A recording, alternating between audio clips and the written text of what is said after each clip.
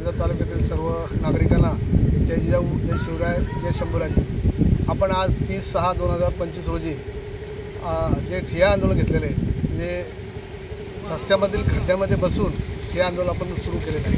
त्यामागचा उद्देश असा आहे की कर्जत तालुक्यामधले बहुतांश रस्ते खड्ड्याचे साम्राज्य आहे आणि त्या रस्त्यावर वाहन चालकांना वाहन चालवणं कठीण झालेलं आहे। आणि वस्तुस्थिती पाहता मी स्वतः या रस्त्याने ये जा करत असतो।